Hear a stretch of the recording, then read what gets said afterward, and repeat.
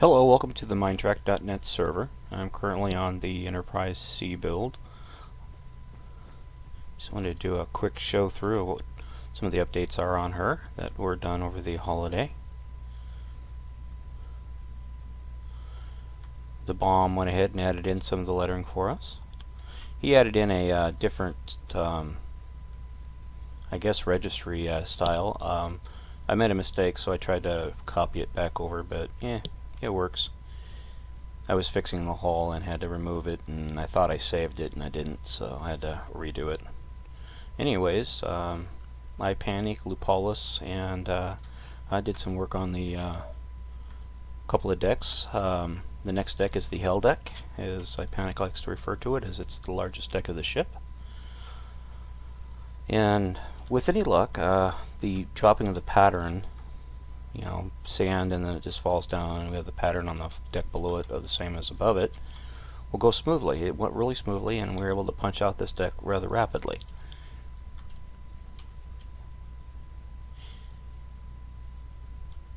Through here, and we'll see if we can get our way up there, and I'll show you the deck. If audio seems a little off, I apologize. Been working on trying to change the settings around a little bit to get things to compress easier. Anyways, hit the fly mode here and buzz around. Imheller and iPanic were working on the resource pack, and the new resource pack for version 1.7.4 of Minecraft is pretty much in beta now. So we're hoping that the changes that iPanic made to it don't need a lot of tweaking or any at all, and with any luck we'll have new blocks here, and we won't be using the Voyager block. This will be changed out and to a different block style, more unique to this build. Also, Imheller went through the Enterprise A, B, and the Probert C and changed a bunch of the interior lighting, cleaned it up a little bit, got rid of some of the baseboard pumpkin lighting, and changed that around to make it look a little bit more cleaner, so it's not so, you have a pumpkin lighting here, then you have, like, you can definitely tell it's pumpkin lighting facing this way. Well, all the lighting should be, it should flow into the wall, so you can't tell it's really lighting. And if you have a little slit or a little piece of orange there, then you can tell it's it's lighting. We don't want that. So I'll be going through these decks, updating all the decks to the new pattern, and it'll take some time, but it shouldn't take too much time, I'm hoping. But with any luck, they'll have that done. Here's the deck we just added. And this is what I mean by the pumpkin lighting change. Let me get out of here. Come on, let me out. There we go. All the interior corridor spaces will show the strip, whereas all the interior spaces that use light will not. And in any spot where it's angled like this, what we'll do is we'll knock that out. Whoops, wrong button. Knock that out and change it. And if I can't hide it, and then we'll replace it with a dark block, or one of the interior blocks like this one here. So with any luck, we will address all of these and get them fixed right quick. A lot of work was done on the Enterprise B as well. Let's go ahead and see if we can drop out of here, and I'll zip on over to the B. We can get out from over here. If I fall, and then we go through here, and boom, we're out. Let me zip on over to the Enterprise B and show you some of the stuff we did with her. Yeah, like I said, Imheller's been working pretty busily on all the interiors of the Enterprise row here. I think he's over on the D right now doing some work. Both nacelles have been completed interior-wise. Additionally, we did some more hull cleanup work, got rid of a lot of excess blocks, shaved the hull a little bit so it's now a lot more streamlined and uniform. Did some accent work with blue strips, and did some more underside work here. We had to modify the interior spaces above these hatches to accommodate the hatches. Also, we incorporated, before we had the iPanic pod mount here. He's the guy that noticed that these are not launch tubes like all the documentation say. They are actually pod bays.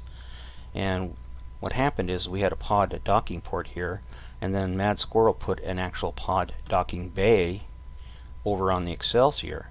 So we adopted it for this build as well. So you can thank Man Squirrel and Night Panic for this. We now have shuttle pods that dock in the bay, in the neck. Behind it is a cargo bay, and behind it and above it is like a VIP reception room. Down here I did some work on the deflector to kind of give it a little bit more depth, to say. So that was kind of fun.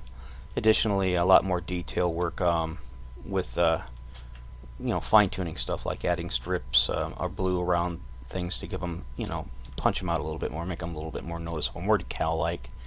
Some more work down here as well.